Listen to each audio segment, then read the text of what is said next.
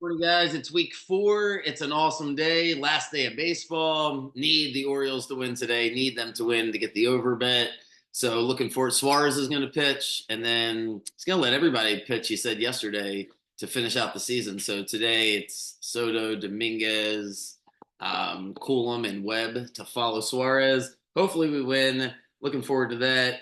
And yeah, let's just get right into it because so much college football yesterday. But if I start talking about it, whatever. We'll recap that tomorrow and Tuesday. I'm so excited about the slate. It's the last week we get all these games because the bye weeks start next week.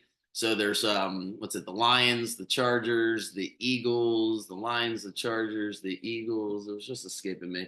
And the Titans. Those are the 4 teams that have a bye going into next week. We got 13 games today, 2 tomorrow night. Let's go through them all. And yeah. All right. So most of the games end up being like stay away as far as putting real money on these games, big money, still early in the season trying to figure it out. So the only game that I absolutely love is the Buccaneers. I can't be talked out of it. AJ Brown's not going to play. The Buccaneers are banged up on defense, but I believe in the institution of Todd Bowles defensively to plug and play, coming off getting their butts kicked by the Broncos, like the spot for the for the Bucks defense. The Bucks offense is relatively healthy. The offensive line hasn't been great, but it's been a little bit more on Baker Mayfield doing a deep dive into the Bucks offense. Bucky Irvin, I think, is going to be a really good play today. The rookie from Oregon, and I think they're going to get some big plays. I think the Eagles will have to play from behind. Coaching is way better for the Bucks, so that's a game I love. Everything else, I'll go through it, say if I have a play on it, if I'm staying away, secondary plays, but absolutely love Tampa. They're getting the Eagles, just overvalued Eagles team. Less about betting on the Bucks today and just more about fading the Eagles. So I've been talking about it all season, but I just don't believe that Hurts is very good. I don't trust the coaching. So it's really Saquon. They got the big run last week. They pushed it over the top for the Saints. I think the line's affected. If they didn't get that 3rd and 16 play to go there and win the game, I think the Bucks will probably be 3-point favorites. The Eagles defense played better last week, but again, they can get beat over the top, and that's what the Bucks do well if they spread them out. So I do like the Bucks today. All right, let's do the rest of the games. Saints Falcons is one of the biggest rivalries in the NFL. These two teams hate each other. These games are always weird.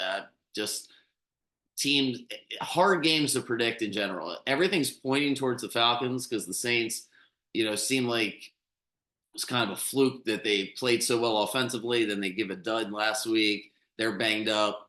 But the Falcons' offensive line's banged up. And the Saints, the one thing they do is they play really, really good defense. Should have beat the Eagles last week. I'm going to stay away from the game. If you made me bet, I'll probably take the 3 points because I could see it being a 1 or 2 point game.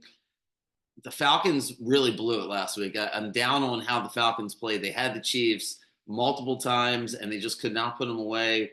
The coaching at the end of the game was suspect. The play calling was suspect. I don't know if they're going to be able to attack the Saints here. I got a low scoring game. If anything, I like the under more than anything in that game.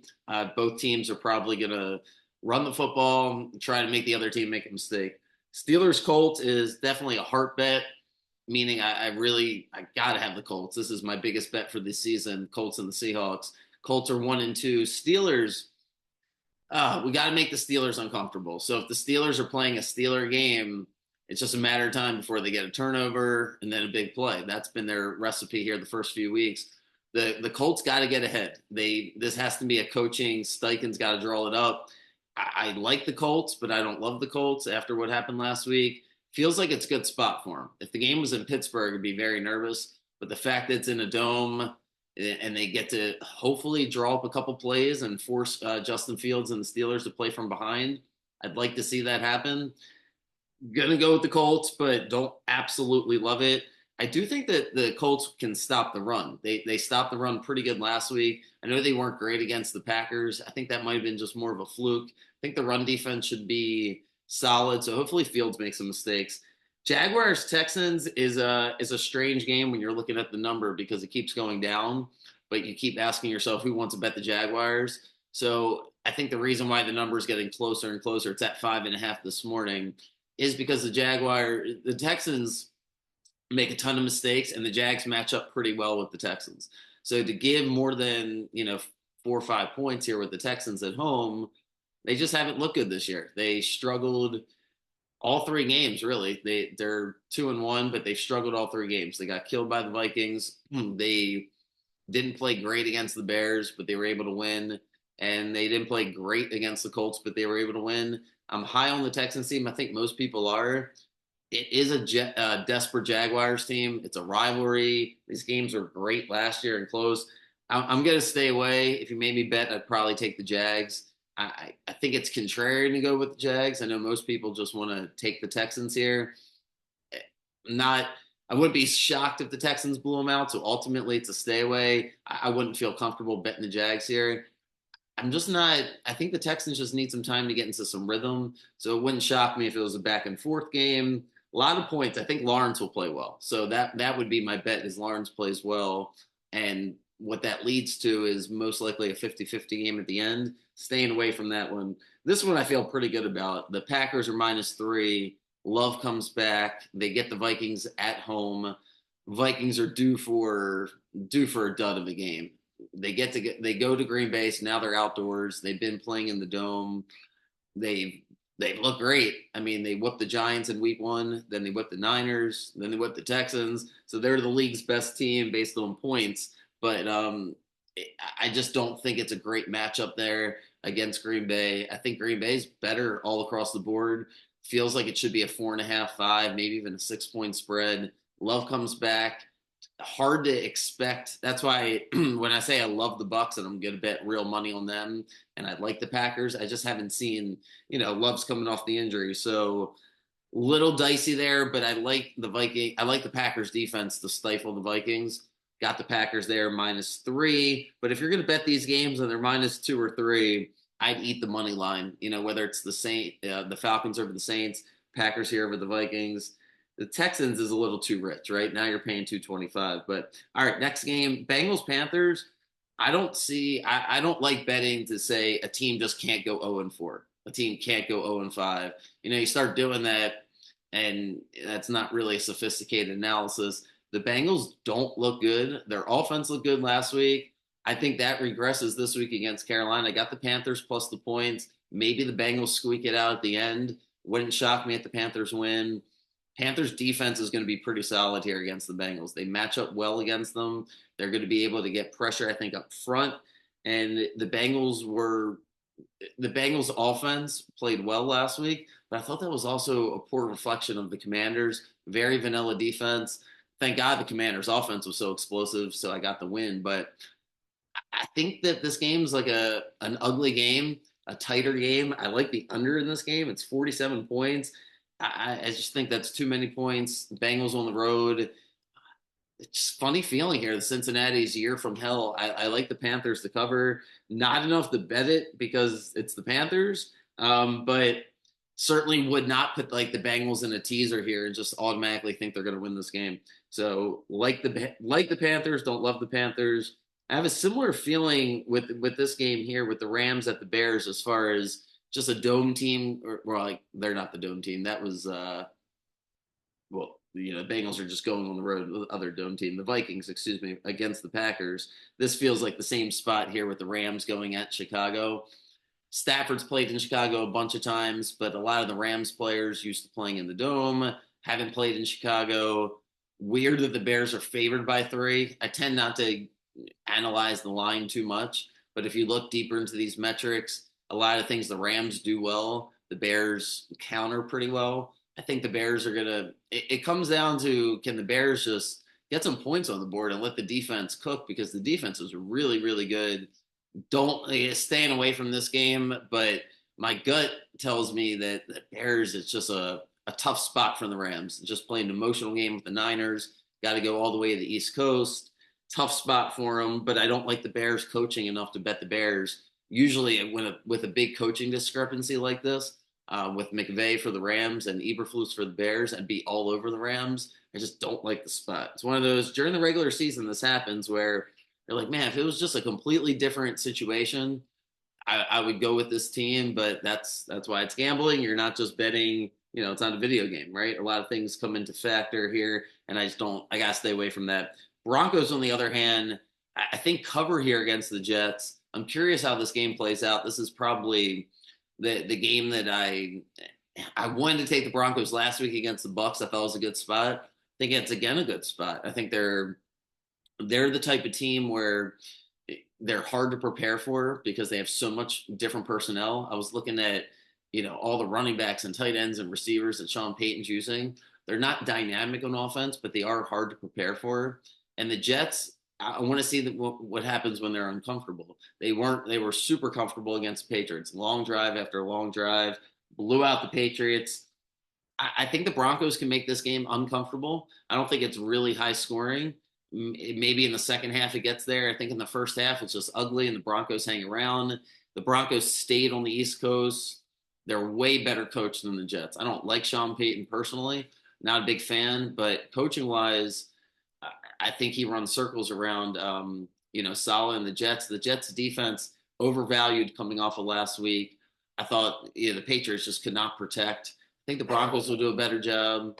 And I like the 8 points there. Not 1,000% sure they can pull it off. I mean, that's why it's an 8 point spread, but would not take the Jets in survivor pools. I wouldn't. I would not. I would stay away there from the Jets. If anything, go Broncos. And I obviously talked about the Bucks. That's the end of the 1 o'clock games. The 4 o'clock games. I mean, it's hard to get off the Commanders here. They're going to Arizona. It's a 3.5 point spread. When a team's rolling like this, if you either bet the Commanders or you stay away from it because Arizona, it feels like a 50-50 game. Washington's offense is dynamic. You can go deep into it and talk about, the quarterbacks and Kingsbury's familiarity, the offense coordinator with Washington, with Arizona. And, by the time I go through all of it, I'm just like, I could see this game going 50-50. So 3.5 points, I got to take it. Arizona's good. Arizona's, they're certainly not a bad team, but they just could not get over the hump at home against Detroit last week. The defense kept them in it, kept them in it. The offense could not make any plays. It will be easier against Washington, but it was a bad sign that they couldn't force Detroit to have to score at the end of the game. Detroit just shut them down. So 3.5 points seems like too many. It's 50 points. I see maybe 49 in some spots. Again, shop the lines. There'll always be a discrepancy, a half a point or a point. Just the nature of the beast. But big number, I don't know if it gets there. I think there's a regression, or excuse me, a positive regression, if that's the right way of saying it, that Washington's defense plays better. I think it was a bad matchup against Cincinnati. They couldn't get any pressure. Murray moves a little bit more. Maybe I like Washington or I don't like anything there. Patriots, 49ers. Oh boy, what did you do with the 49ers? I said I didn't like them before the season. I didn't have them in the playoffs. I still don't know how they lost last week to the Rams. You would think they just destroy the Patriots. Patriots do get some extra time. I don't know if that really matters. I don't know what to do with the Patriots. I'm really annoyed last week because I had them Thursday. I really thought they would play better against the Jets. Could not get off the field. They're talented in the secondary, so I don't like betting again. I don't like that big number. I don't know. It feels like I like the under for the Patriots offense, but I got burned on that against the Seahawks. So I'm gonna stay away from it. Hopefully the Patriots beat them, make me look better there with my Seahawks, get closer to the division and puts the pressure on the Niners. But it would not shock me if the Niners just absolutely killed them. Got to stay away from that one. And the worst game of the day by far, the Clowns and the Raiders. What are we doing here? Everyone's hurt. Teams aren't good to begin with. I don't know how you bet this game. If you just told me Flacco was quarterback, I know he's not there. Jameis Winston, take Jameis Winston. I'd take the Browns. I'd actually bet real money on the Browns if you just told me anybody besides Deshaun Watson's quarterback. Because I don't know if the Browns are sabotaging him. I don't know if the linemen don't want to block. I don't know if he's sabotaging himself. I have no idea what's going on. This is the weirdest story ever. His life is so weird. The Browns are just the most dysfunctional team, and they could win by 3 touchdowns, lose by 3 touchdowns. But the Raiders have no players. Raiders are terrible to begin with, and then Crosby and Adams aren't playing. The coach is a mess. There's no home field advantage. I don't know. You want to bet the under, but then you can just see like three pick sixes. So obviously you don't watch this game. Do yourself a favor and don't do that. I don't know how you put any fantasy guys in it. The 4 o'clock games really suck. The last game's the Chiefs Chargers. Get to that in a second. But man, these 4 o'clock games, I guess it's you try to take a nap, get ready for the Ravens game. That's my best advice. I mean, these games are just terrible. Browns, Raiders, Patriots, Niners. I mean, Commanders, Cardinals should be a fun game, but anyway. All right, Chiefs, Chargers. Let's see.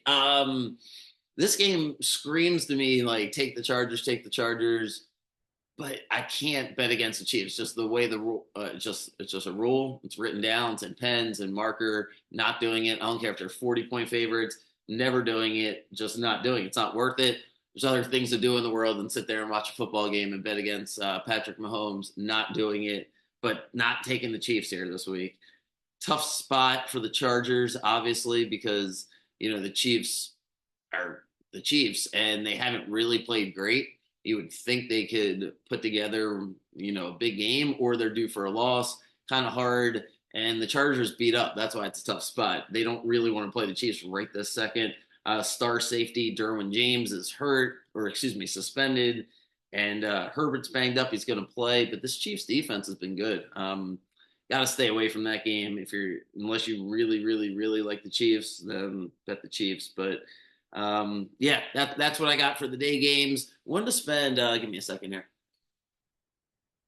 Wanted to spend about a few minutes here with my thoughts on the Ravens because I didn't do it on Friday. Weather wasn't even terrible, but anyway, didn't have the power, didn't have the internet, or internet went out, so didn't get a chance to really break down this Ravens Bills game. So I want to do it here for a few minutes and the things that I'm the most interested in, and then from a gambling perspective, what I'd recommend. Because offensively, let's start there. Gambling.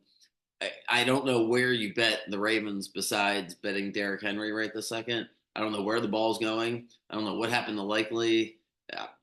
I don't want to complain, but at the same time, I'm curious, right? Like it's early in the season. They're trying to figure some things out.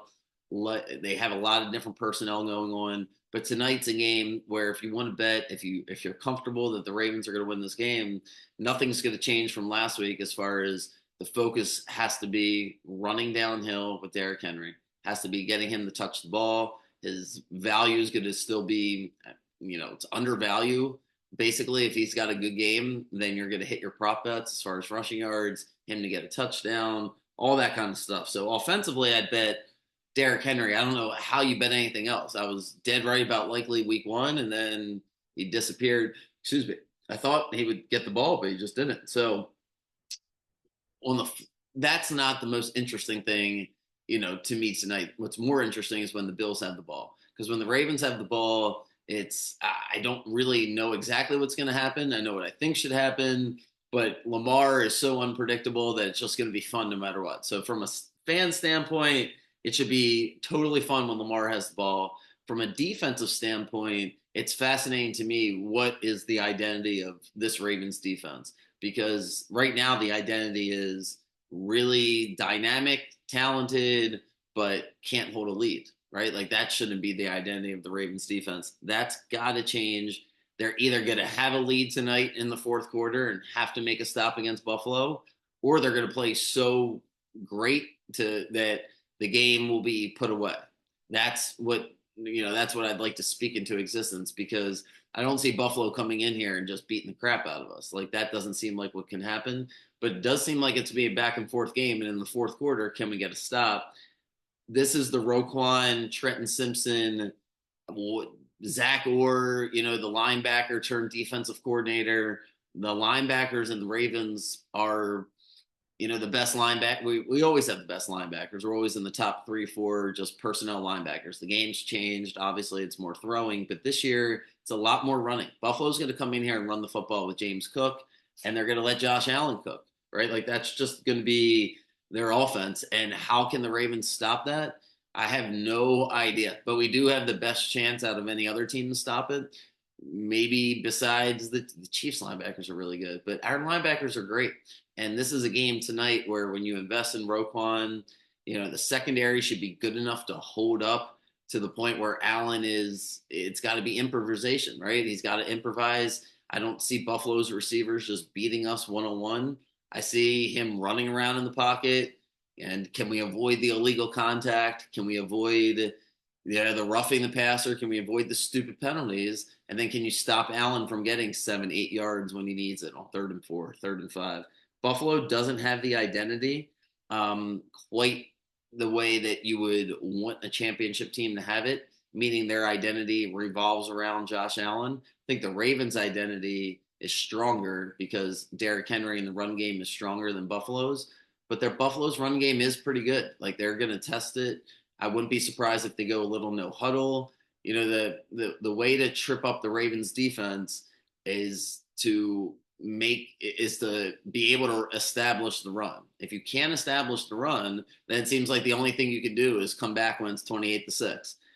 Something is so annoying what happened last week, annoying what happened with the Raiders. But if the run defense is on point tonight, if they come out, it's loud, they're excited, and it's 2nd and 9, and that's where the game is, it turns into 65-35 Ravens. If the Bills are able to get 4, 5, 6 yards there, it's a 50-50 game and probably favors Buffalo. Lamar will analyze tomorrow. I look forward to it. I've given up on predicting Lamar. It's been, 5 years now since he's been here, 6 years, who knows at this point? I guess 5, the 5th year starting. I cannot figure out what he's going to do, when he's going to do it, what he's thinking about. It's just so hard for me to get a read on him. And I just don't bet on the Ravens because of it. I used to bet on the Ravens all the time in the regular season. And the emotion isn't what stops me from doing it. It's really hard for me to figure out Lamar and the offense. I know what I would like them to do, what I want them to do. They were great last week. It was so great. And then they just could not put the game away. So Buffalo's going to be in a great mood. Should be a great environment. And let's see. I guess that's about it, right? I think I touched every game. I believe I did. The main thing for me today is I love the Bucks. That's where my money's going. I'll have a handful of other bets of what I like. But yeah, if you listen to the pod, if you listen to me all week, you listen to me, I guess before the season, fading the Eagles. I had the Bucks to win the division, winning 10 to 12 games, winning 1 to 3 playoff. Like, wouldn't shock me if they lost in the first round of the playoffs or made the NFC Championship game. The Bucks are solid. I don't think they'll beat themselves. I think I just get the benefit of the fact that the Broncos spanked them last week. It happens. Things happen, and the Bucks really should be favored by 3 points. Instead, it's like a pick 'em / Eagles are favored. And yeah, go Bucks. That'll determine my mood in the morning, and Orioles as well. So need the Orioles. Suarez gets the pitch. Oh man, I think Rivera, by the way, no matter what he does, he could probably hit 7 home runs today. Jackson's going to make the playoff roster. They're just not going to keep Jackson off the roster. There's a slight world where maybe they kept Curse that. No, it's just not. Rivera is just not part of the future, so it's no point to upset the apple cart by having a backup just be there. Plus, Jackson provides running basically that Rivera can provide. So if you need a pinch runner late in the game, whether it's O'Hearn, Santander, we're usually really fast, but Rutschman, McCann, there's a handful of guys where Jackson's value to pinch run allows him on team. Plus, he was 3 for 4 yesterday, so there's no drama there. And I don't think there's any drama really with anything. It's Burns pitches game 1, Eflin pitches game 2, Kramer pitches game 3. We win the series. We head to New York. The only drama left is, do the Tigers come here or the Royals? I'd rather play the Tigers since we're pissed off at them. Feels like a better spot. Plus, I still have bad memories of 2014, so I don't need to see the Royals. I'd rather see the the Tigers, and then we would get the Yankees. So a lot of cool things to break down. Just really want them to win the day because of the over 90.5. It would come down to the last game. So let's see if they get it done. Hope everybody has a good day. If you need anything, just shoot me a message, and good luck. I'll see you guys in the morning.